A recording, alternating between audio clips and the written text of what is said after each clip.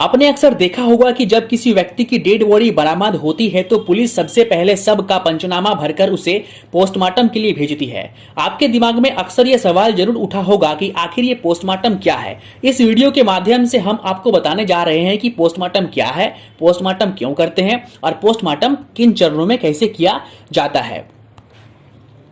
Postmortem की अगर संधि विच्छेद करें तो दो शब्द मिलते हैं, पोस्ट और मार्टम। पोस्ट का अर्थ होता है बाद में और मार्टम का अर्थ होता है मरने के बाद, यानी मौत, अर्थात मरने के बाद की क्रिया को ही पोस्टमार्टम कहते हैं। इसे हिंदी में शव परीक्षा भी कहते हैं। यह एक प्रकार की सर्जरी है। इसे पोस्टमार्टम एग्जामिनेशन या फिर इंग्लिश में ऑटोप्सी भी कहा जाता है। आपको यह बताते दोस्तों कि पोस्टमार्टम मन मर्जी से नहीं किया जा सकता। इसके लिए आपको घर वालों का मंजूरी लेना बहुत ही जरूरी है। अगर ऐसी स्थिति उत्पन्न होती है कि जिसका मौत हुआ है वो संदिग्ध है या फिर वो एक अनजान है जिसका कोई नहीं है, उस सब पर अधिकार जताने वाला कोई नहीं है, उस स्थिति में सरकार या फिर पुलिस या फिर कोई भी मेडिकल टीम इस सब का पोस्टमार्टम कर सकता है। पोस्टमार्टम क्यों होता है?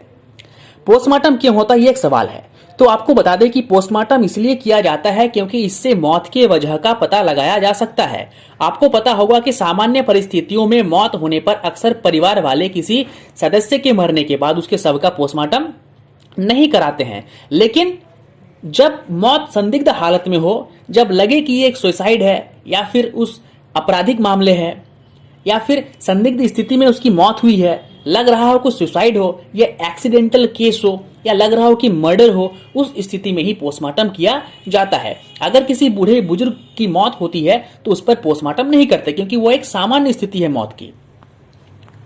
अब बात करते हैं पोस्टमार्टम कौन करता है।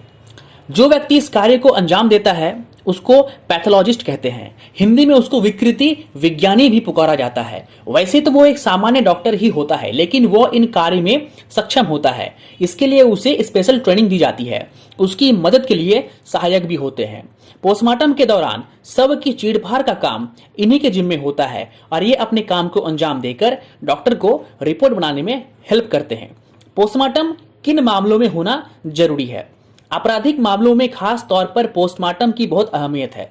पोस्टमार्टम रिपोर्ट के जरिए ही पुलिस यह जान पाती है कि मौत की वजह क्या है।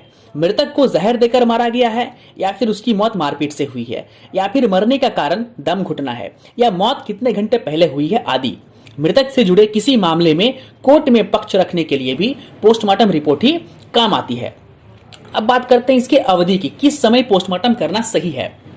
किसी भी व्यक्ति के शव का पोस्टमार्टम उसके मरने के बाद अधिकतम 6 से 10 घंटे के भीतर हो जाना चाहिए। दरअसल इस अवधि के बाद मृत शरीर में कुछ बदलाव आते हैं, जैसे बॉडी का अकर जाना या उसका फूल जाना।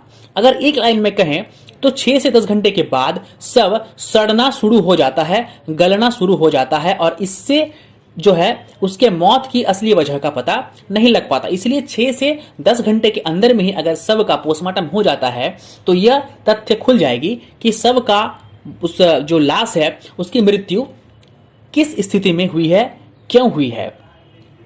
अगर लाश बहुत पुरानी हो चुकी है तो उसका पोस्टमार्टम नहीं किया जाता, उसका विसरा सैंपल जो है वो कलेक्ट कर लिया जाता है। विसरा सैंपल क्या है, जो सुशांत सिंह मामले में भी चर्चा में आई है और सुशांत सिंह की विसरा रिपोर्ट भी डॉक्टरों के पास है। तो विसरा रिपोर्ट क्या है, इसको जानने के लिए डिस्क्रिप्शन में मैंने एक लिंक दे रखा है और इस विसरा रिपोर्ट पर हमने एक वीडियो ऑलरेडी बना कर रखा है, तो उस वीडियो को आप देख सकते हैं।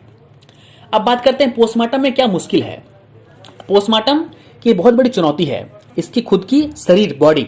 अगर मौत की घटना बहुत समय हो चुका है या बॉडी कई दिनों बाद मिली है, ऐसे में पोस्टमार्टम रिपोर्ट के जरिए मौत के सच तक पहुंचना मुश्किल हो जाता है। पोस्टमार्टम रिपोर्ट की वजह से पुलिस की जांच की दिशा बदलती है और सही आरोपी पकड़ा जाता है, वरना कई बार पुलिस प्रथम दृष्टया ऐसे कई आरोपियों को संदेह के आधार पर ही उठा लेती है जिन पर उसकी हत्या की स्थिति में सीधे लाभ का अनुमान होता है। इसे उसकी भाषा में मोटिव कहकर भी पुकारा जाता है। माना जाता है कि हर कत्ल के पीछे कातिल का कोई ना कोई एक मोटिव जरूर होता है।